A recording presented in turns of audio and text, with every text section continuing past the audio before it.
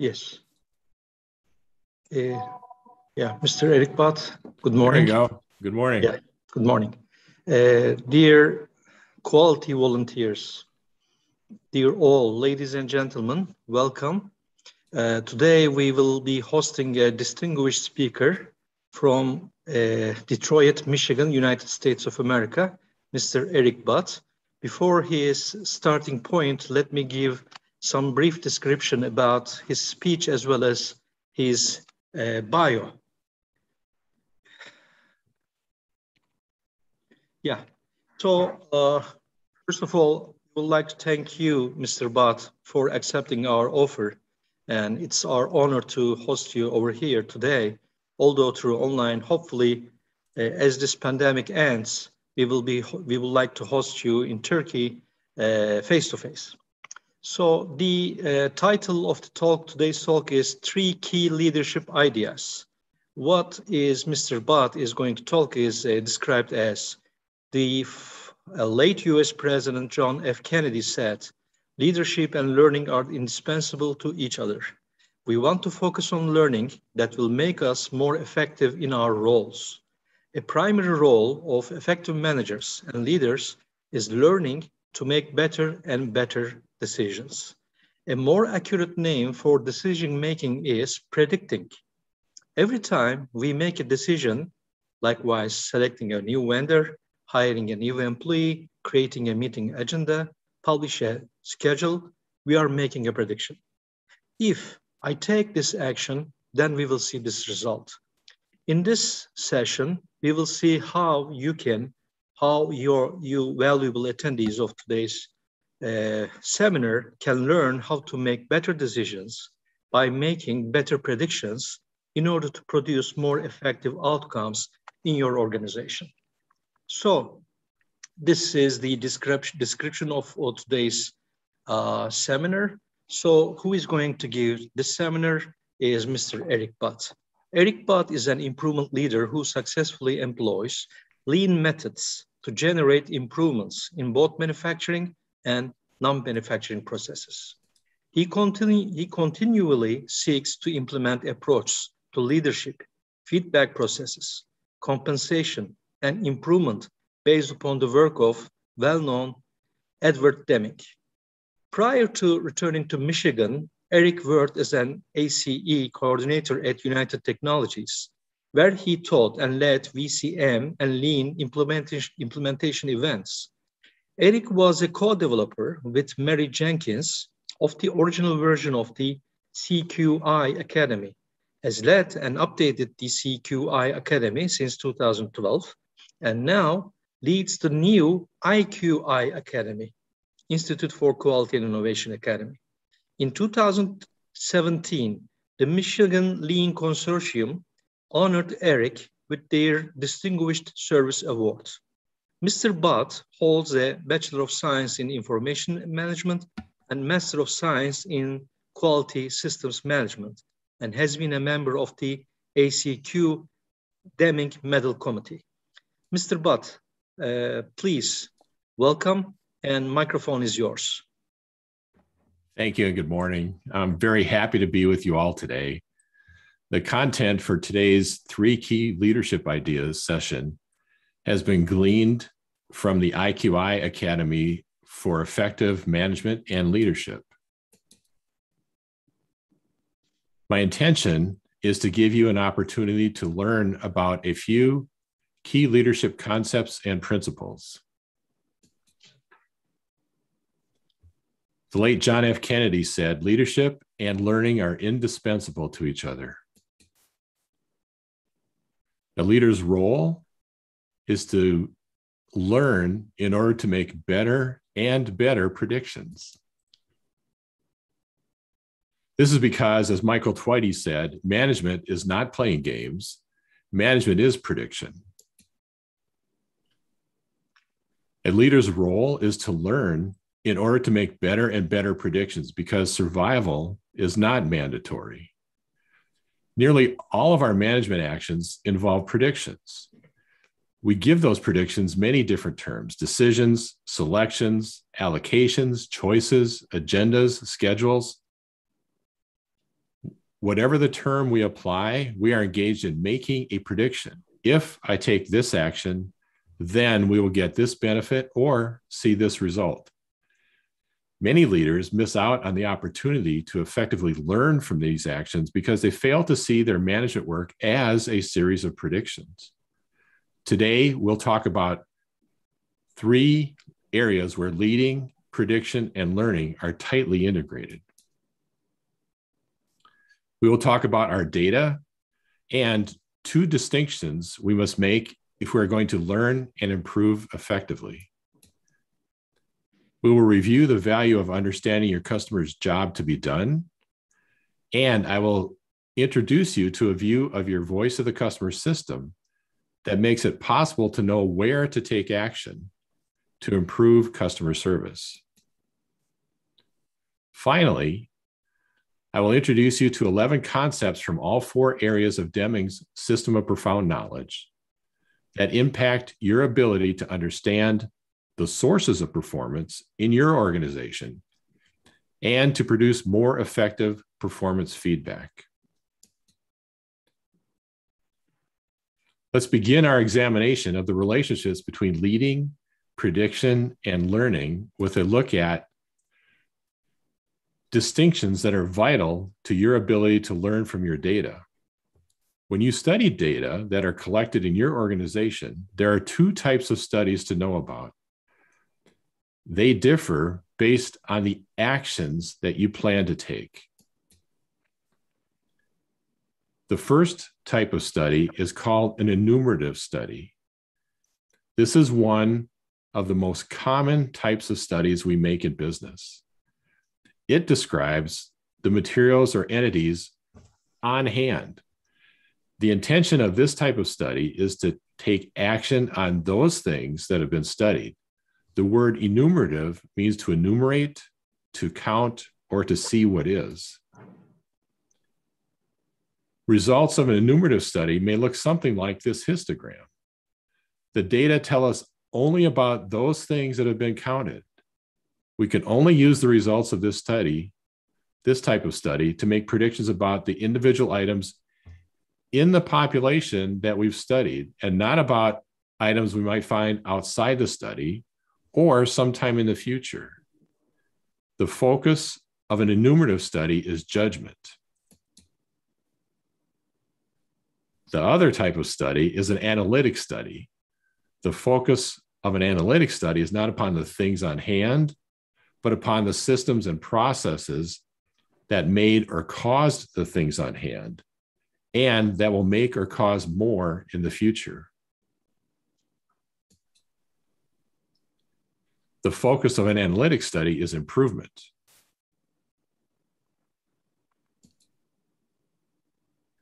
Donald J. Wheeler said, if we simply want to characterize the thing being measured, if we want to know how many or how much for a given thing or a given time, then we are essentially finished once we obtain our measurement.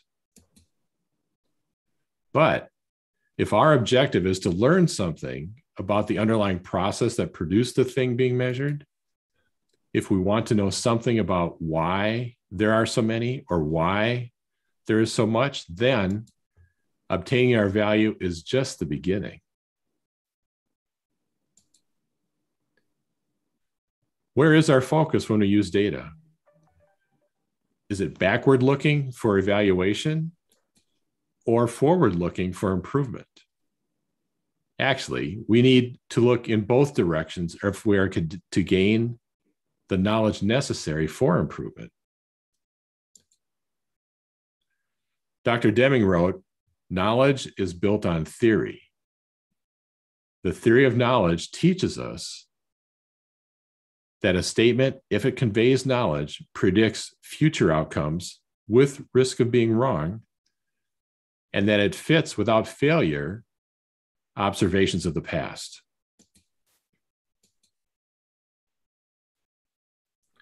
Customers are central to all organizations and job functions. This is because customers, not management, control your organization's future.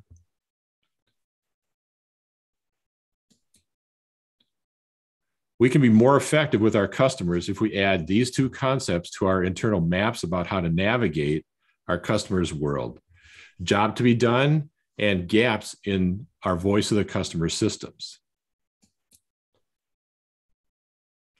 Often an exploration of our customers' needs are the primary source of navigation into the customer's world.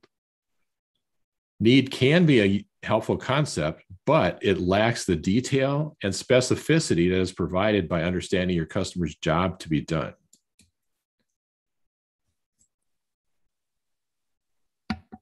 We can ask ourselves, which perspective, need or job to be done, gives me a better direction-finding insight into how to best serve my customer? I may have a need for sustenance, but then which of these suppliers will best help me? It is clear that knowing need is not enough for us to make a good prediction. So I apologize for the local US references, but I'll explain a few of these choices we have for suppliers. If all I have is a need for sustenance, and that's all I know, who would be the best supplier? Will it be Costco, a large warehouse store, 7-Eleven, a quick in and out convenience store,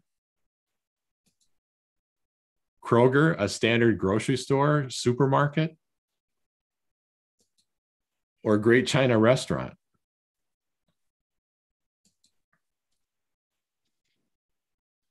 When I add job to be done to my map of knowledge about the territory for how to serve my customer, I see I have a better view of their situation, context, and struggles. In the moment choices are being made, better predictions about how and what will delight my customer can be made, and I can design a better business. When your customer consumes your product or service, they have a specific job to be done that includes the situation, the context, and their struggles in that moment. So if my job to be done is to pick up dinner for tonight, I don't want to go to Costco, the big warehouse supplier. I just need to go to Great China restaurant. If all I need to do is grab a snack to tide me over on my commute home, then 7-Eleven is a better choice. Understanding job to be done allows me to understand how to better serve my customer in their moment of choice. I have a need for good health and wellness. Who will best help me? An awareness that need exists is not enough to make useful predictions about how to best serve customers in this arena.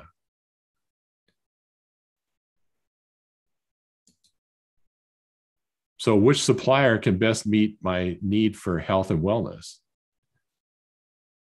Is it the walk-in urgent care clinic, Weight Watchers, a hospital, Sparrow Hospital, or a CVS pharmacy, or a physical therapy clinic? Again, knowing my customer has a need for health and wellness is not enough. When I know what their job to be done is, then I know how to better serve them. Customers whose job to be done is to deliver a baby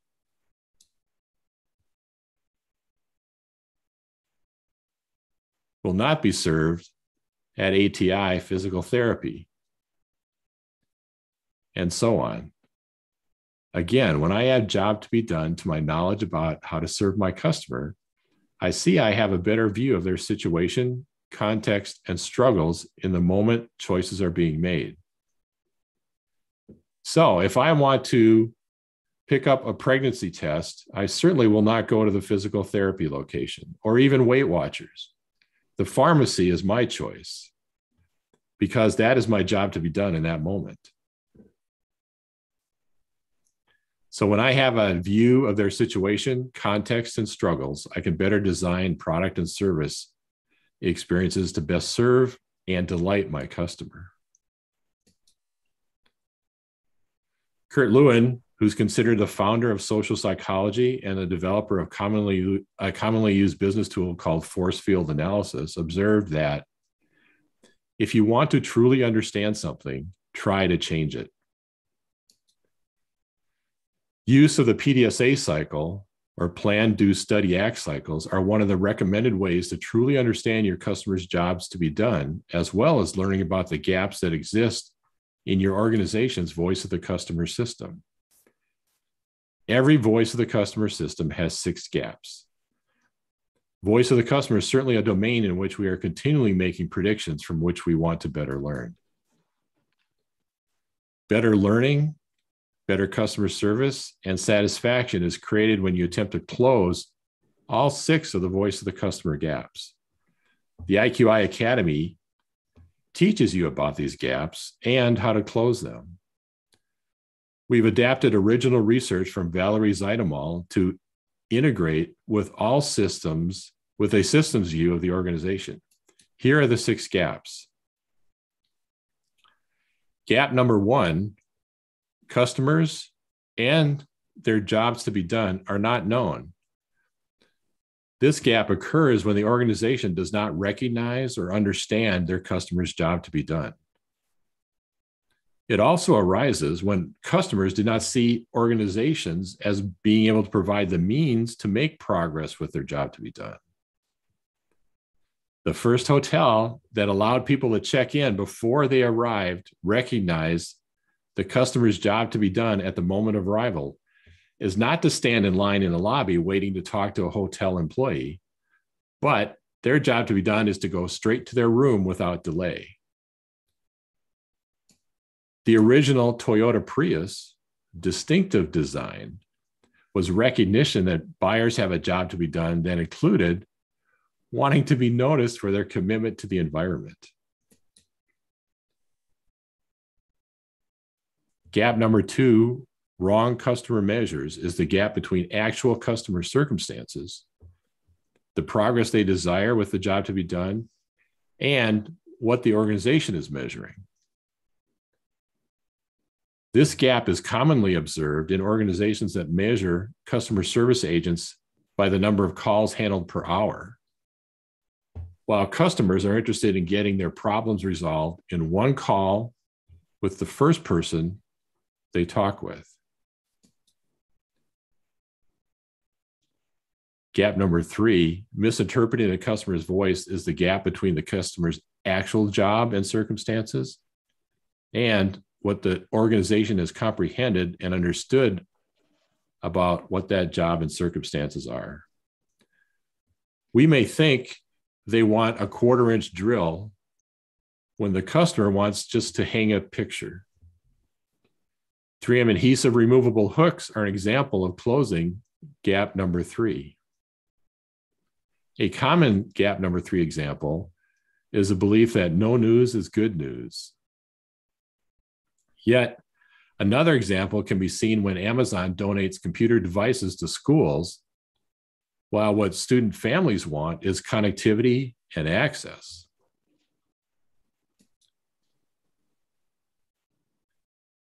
Miscommunicating customer requirements is gap number 4, and it arises when the organization plays a version of the game of telephone. The gap gets created by the degradation of customer requirements as interpretations of customers' job to be done, which have already been filtered in gaps 2 and 3, are translated into the language of internal requirements by succeeding parts of the organization. A customer may want a project to be completed on time. In their world, it means the specific date of the deadline they have, not earlier, not later. In the suppliers organization, on time can turn into meeting internally set dates of completion, which is AT&T, a telephone company's method of evaluating on-time performance for fiber optic cable installation projects. Or, as in the case of the shipping department of one electronics firm, where they had a prominent sign that says, on time is defined as 2 days early.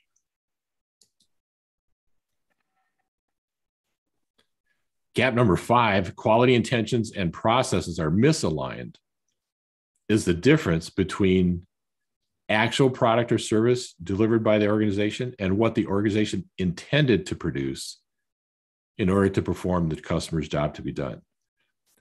This gap is often created by uncoordinated departmental targets or cost-saving initiatives that result in new levels of required approvals and signatures.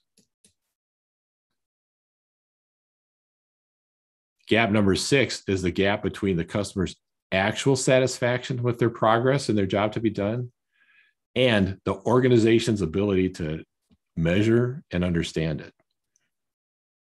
It can be seen in organizations that depend solely upon survey responses for customer satisfaction data. Gap number 6 also occurs when there is a failure to observe customer hacks or aftermarket add-ons, as well as when an organization does not integrate warranty, complaints, and repair data in their understanding of customers' true satisfaction.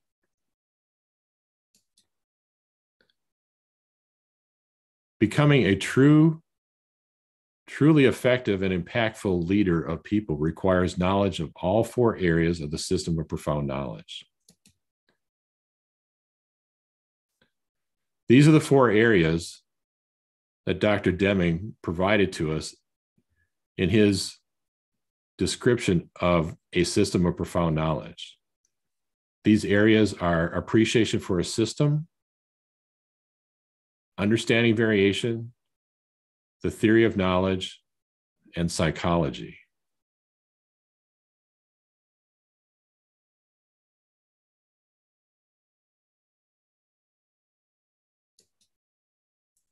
Application of these 4 areas of knowledge are integrated into this checklist for an effective feedback process.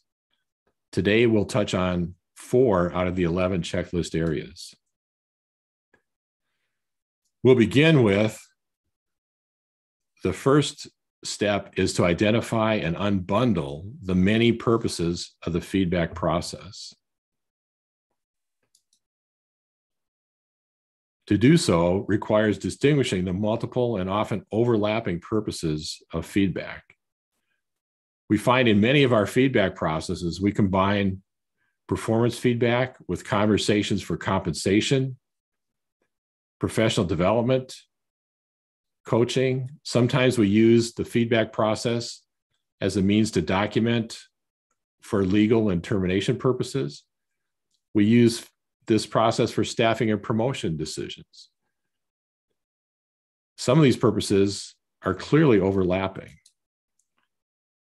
We want to work to unbundle them, so we have a clear focus for how to actually improve performance, separated from the other aspects of what commonly occurs in this type of process. We might ask, why is unbundling useful? It's because the different purposes of the feedback process can often have conflicting aims and different, such as compensation or promotion, which often dominate an employee's focus during that conversation. Timing that works for one purpose, such as near immediate feedback for learning, does not work well for others, such as compensation conversations. Another very critical checklist item addresses whether or not feedback will be heard. There are 4 conditions necessary for feedback to be heard.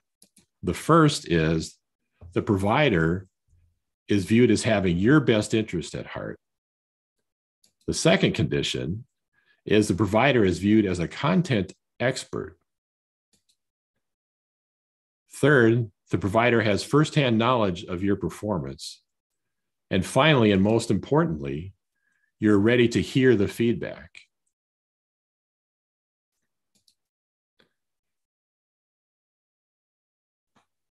Another concept we want to pay attention to is the 90-30 rule. Both givers and receivers of feedback are impacted by the 90-30 rule. Forms of this rule are also labeled as the IKEA effect, the Dunning-Kruger effect, or self-serving bias. The rule says 90% of the people think they're in the top 30% of the population. And this rule is a two-edged sword. For most people, feedback conflicts with their self-image. If a person believes they're in the top 30% of the population, hearing a message that says otherwise will create an internal conflict. The feedback giver may no longer be seen as a trusted source of feedback, regardless of the facts surrounding the feedback. The other edge of the 90-30 sword is the feedback provider's view of themselves. They view themselves in the top 30% of the population. This creates a perspective that almost no one else performs as well as the feedback provider could in their mind, and thus are deserving of feedback from that perspective. In order to maintain the 90-30 ratio in the feedback provider's mind, others must fall into the 70% below the top. Whether giving or receiving feedback, the 90-30 rule presents a powerful challenge to useful communication between people. The last checklist item we will review is item number 10. Are we providing leadership or managing defects? Deming said, basically what is wrong is that the performance appraisal or merit rating focuses on the end product at the end of the stream, not on leadership to help people. This is a way to avoid the problems of people. A manager becomes, in effect, a manager of defects.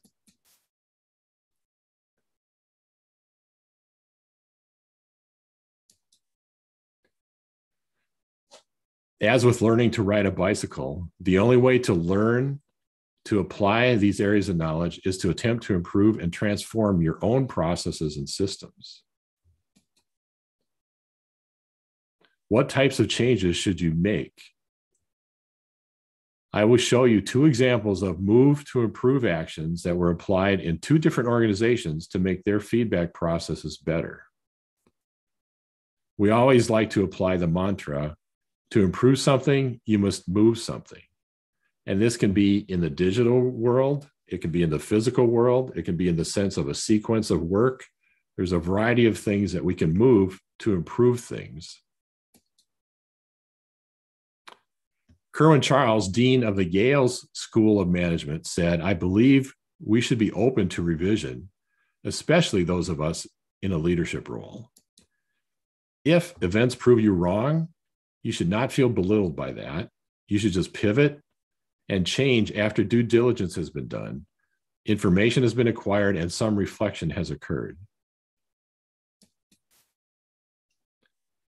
The leaders in the following example experimented with many prediction and learning cycles before developing the after version of the process that I will show you.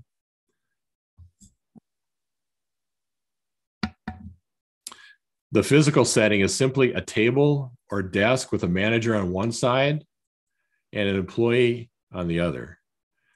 Documents used consist of the manager's evaluation or rating of the employee.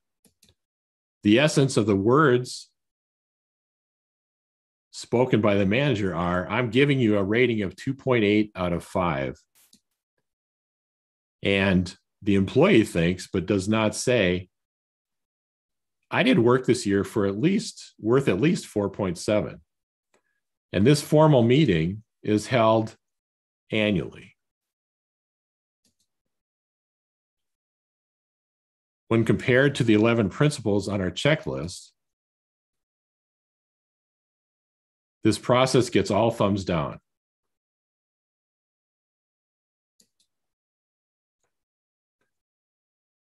I will show you the moves that were made, that were predicted to produce a better process. This annual review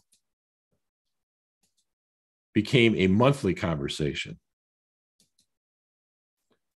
The backwards-looking rating and evaluation became a study of data from the system that focused on a key characteristic. For example, sales or days difference between actual and scheduled delivery, with the use of a control chart, which represents the collective applied knowledge about the system. The hierarchical seating of employee across the table from the manager became partners working together toward a shared objective. The words and thoughts changed from rearview mirror assessment to prediction, testing, study, and learning for improvement. So how does the new process do with the 11 principles?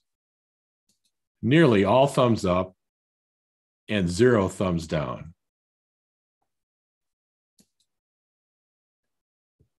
It took application of all 4 areas of the system of profound knowledge and many tests that involve planning moves, making predictions, and learning from the results to produce a vastly improved process.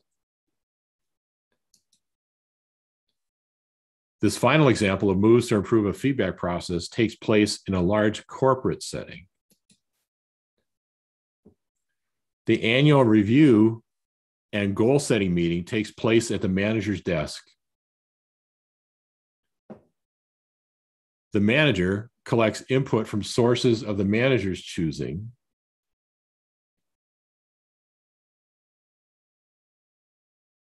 And the manager shares edited versions of the collected feedback with the employee saying, "People said these things about you, and I agree." The employee thinks, "But it sounds like you didn't interpret what they said correctly. I'd like to have a conversation about them, about those things." Both the manager and employee sign the form that goes with the rating to human resources. The top rated tier of people in the organization get the biggest percentage raises.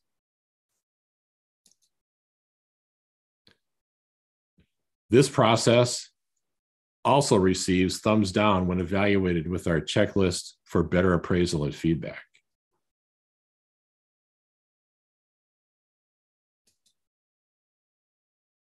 So the moves made in this example were designed by the employee and approved by the manager. The first move is to change the source of the schedule of the annual review. So the source currently is the company. Now, the employee schedules the annual review. The next move is currently the manager is collector, interpreter, and provider of feedback. That's replaced by employee selected sources of direct feedback. The standard corporate questions and review of year-old goals with a rating is replaced with a 4-question survey that is given to all feedback providers. The 4 questions are: what would you like me to keep doing? What would you like me to stop doing? What would you like me to start doing?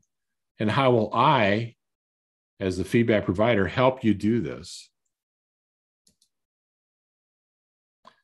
The goal attainment and rating meeting with the manager is moved to become a feedback consolidation discussion with a coworker of the employee's choosing.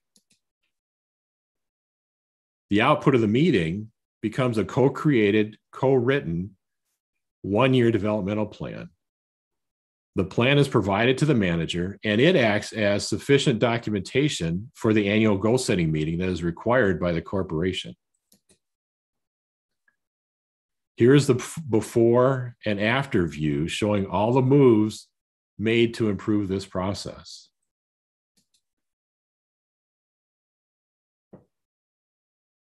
This new version of the appraisal and feedback process gets all thumbs up from all 11 principles in the checklist. We've unbundled the many purposes of the feedback process. We've driven out fear. We ensure feedback is heard because it meets all 4 principles for hearing feedback. we focused on separating or integrating an understanding of system performance with that of the individual. We've dealt with the lessons of the red bead experiment.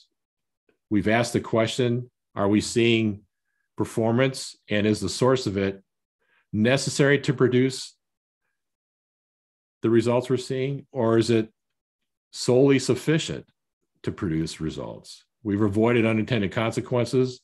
We're dealing with the 90-30 rule. We're integrating understanding of motivation with collaboration, choice, and challenge being present. We're providing leadership instead of managing defects. And we're realizing that the previous method was not a system of measurement, and it was not in control, or it was not stable. In conclusion, it is the role of a leader to learn in order to make better and better predictions.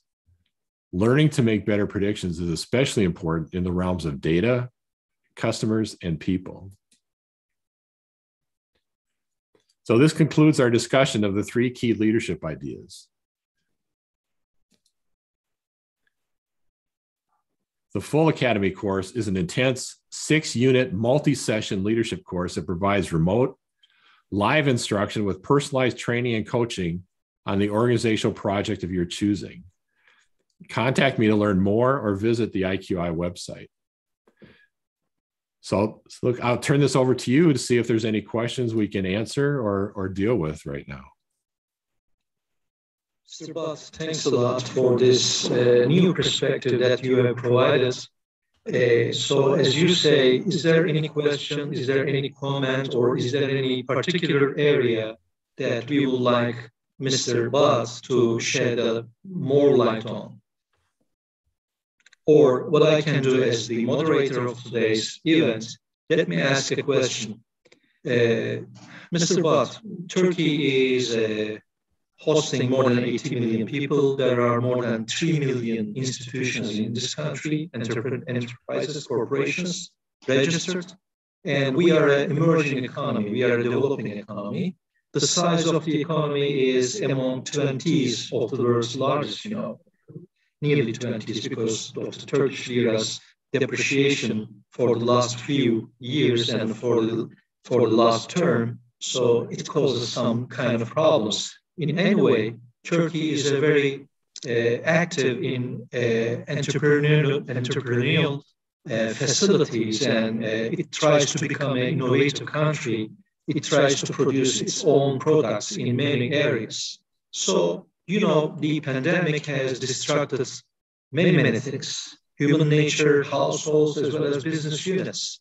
So what, in your perspective, what is the role, or what kind of thing, what kind of an action a corporation, a leader, managers take in order to provide its level of quality or raise its level of quality and become an innovative corporation nowadays, particularly under the effect of pandemic?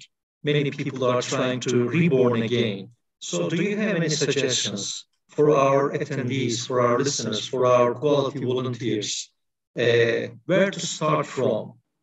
Can I hear that, please? Thank you. Yes, thank you. That's a very interesting and challenging question, of course. We have, as you mentioned, multiple organizations trying to serve people across a variety of different constituencies and segments of our population. One thing an organization can be focused on is constancy of purpose. If we continue to focus on those things that best serve our customers and ensure that we continually return to that focus, it's very important for us. In today's situation, one of the things we notice is that the circumstances within which our customers and both commercial and retail customers, individuals and organizational customers, are dealing with is their circumstances have changed. And so the concept of what's our job to be done in the moment is very important for us to pay attention to.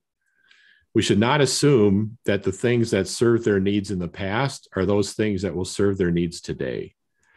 And if we understand better what it is that they are trying to get accomplished in this moment, we will have a better opportunity of serving those people. So that requires observation, interaction, and in large organizations, listening to our employees who have direct contact with our customers.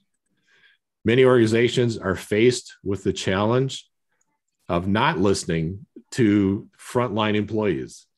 And so we need to listen to the people who have the ability to tell us, this is what our customers are saying, this is what our customers are dealing with, this is what they're asking for, and begin to share that in the organization and develop and practice ways to better improve our methods. The final approach is begin to practice short cycle plan, do, study, act tests. So we can do improvement tests in the space of an afternoon, in the space of a day.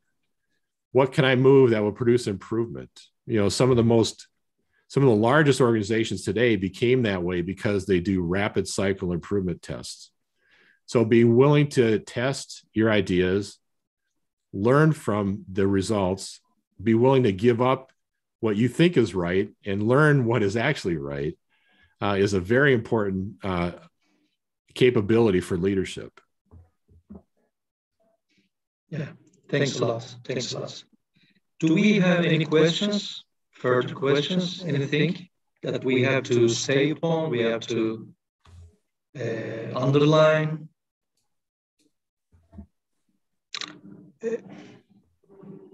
Okay.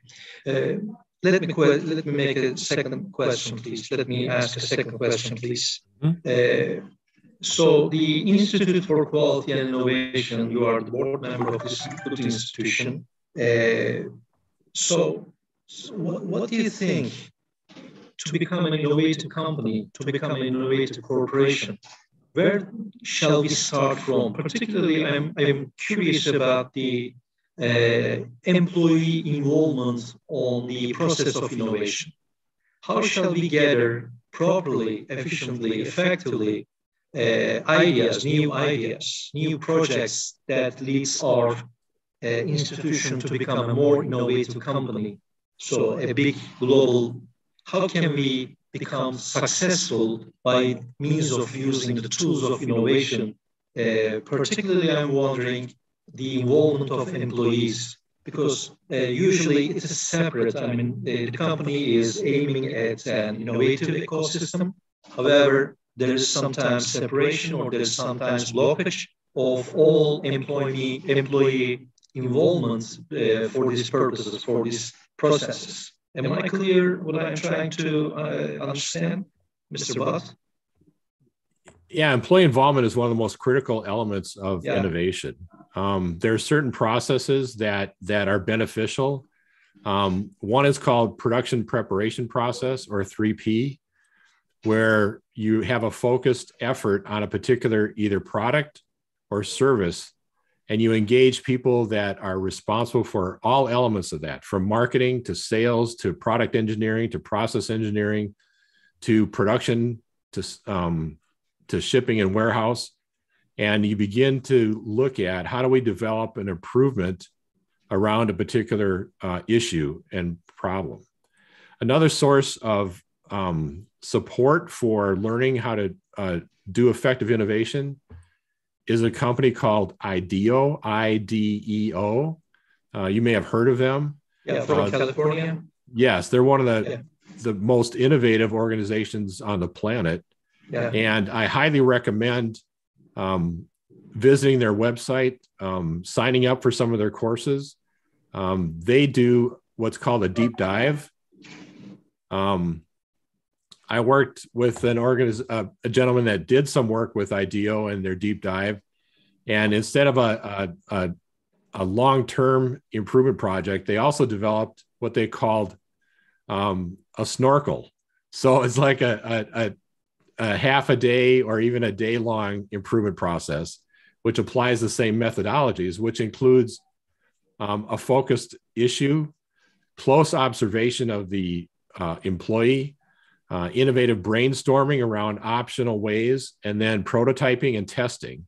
And so there's a variety of ways that you can actually integrate employee input into the innovation process and have them engaged in experimentation and application. Yeah, very good explanation. Thanks a lot, Mr. Voss. Thanks a lot. We have a question from one of our guests. She is asking, please tell us your opinions about the connection between quality and innovation. Would you mind telling something about this issue, please? Well, that's interesting.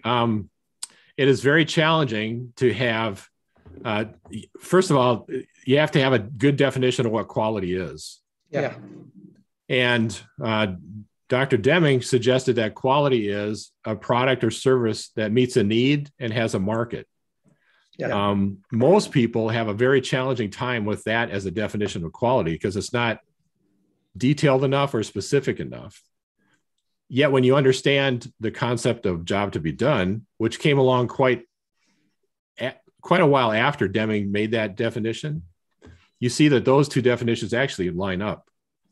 So if you're meeting a customer's job to be done, you're meeting their quality needs in the moment.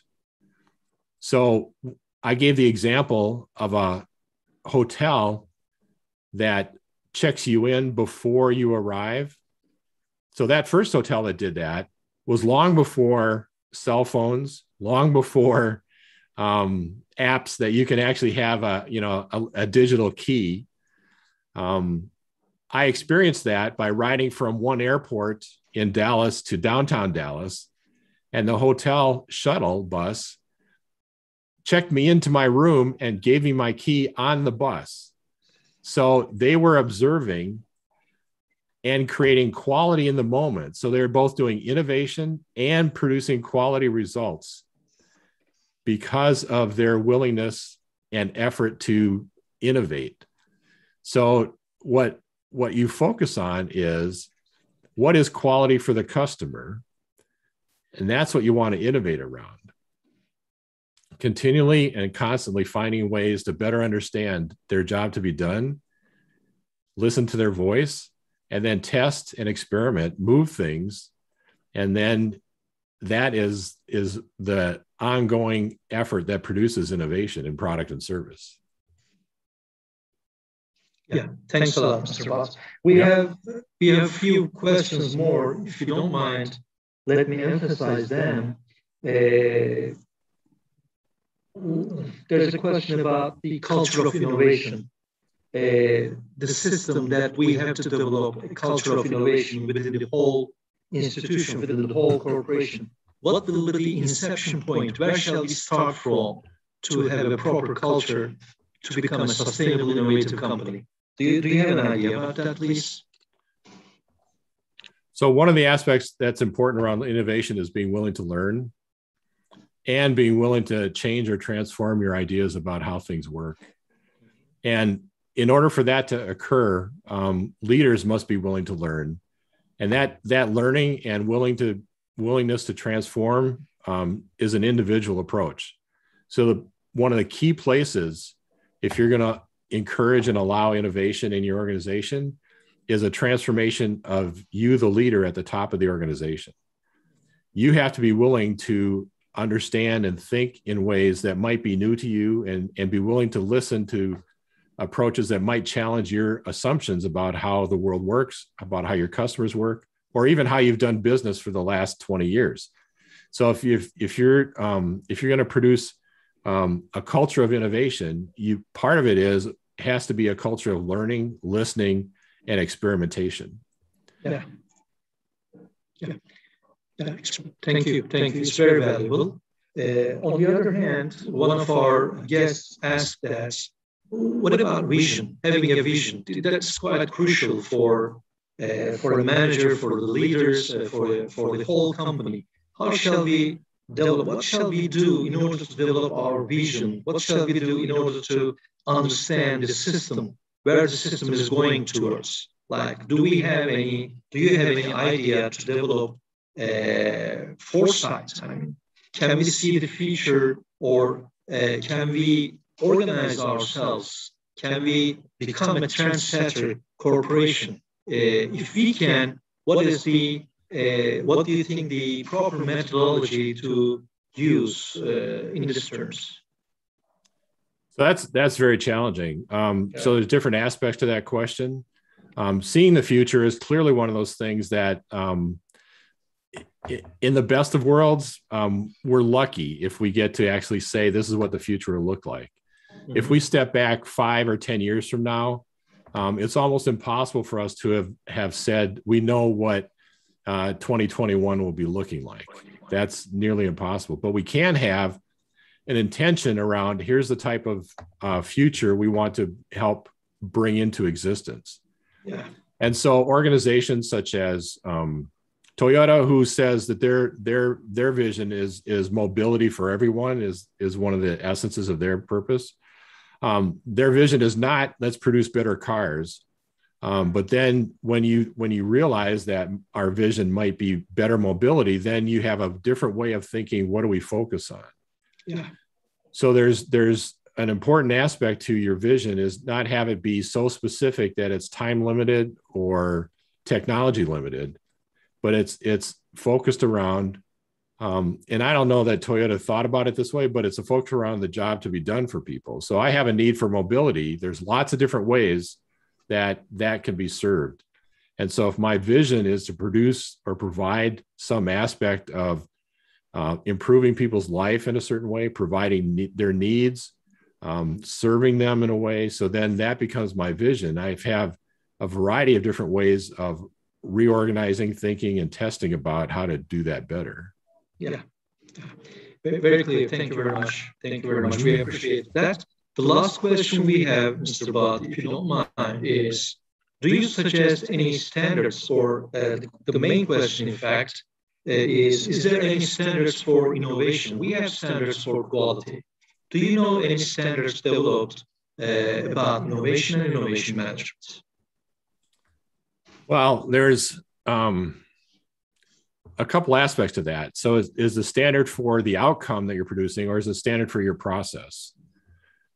And so obviously innovation leads you to areas that are new and unexpected. So it's very hard to have a standard for this is what will be produced. Now your process is something else. Mm-hmm. And your process includes observation, understanding what the needs are, looking across multiple disciplines to get ideas for how things might be tested or improved, application of prototyping and simulation in your experimentation, testing. So there's a variety of ways that you can follow standards for how to innovate. Yeah.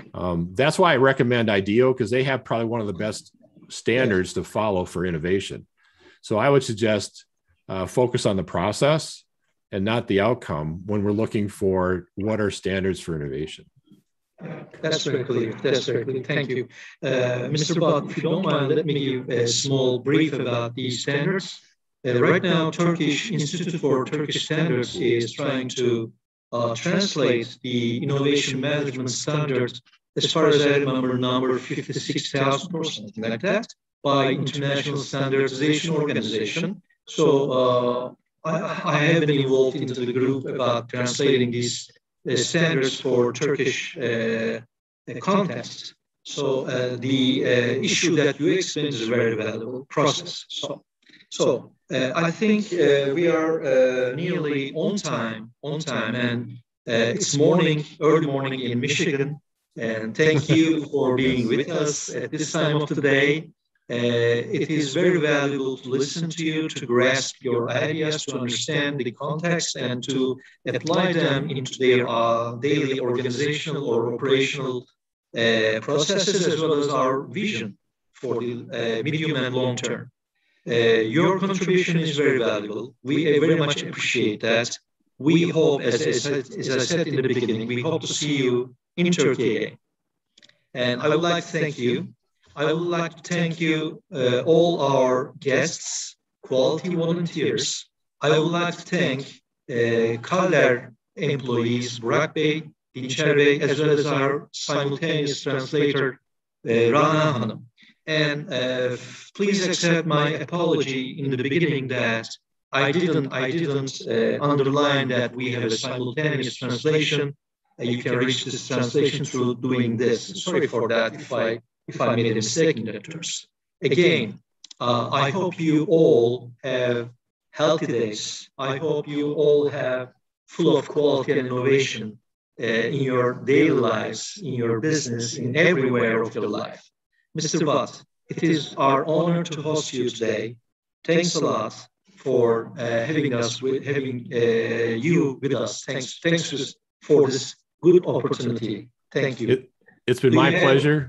My pleasure. And I would love to be with you in person someday. Yeah, surely. Do you have anything for the last things? Do you have anything to transfer? Do you have anything to say to our attendees for today? Well, thank you very much. If you're willing, please submit any other questions you have, and I will be glad to address any questions that weren't answered in our live session. Yeah.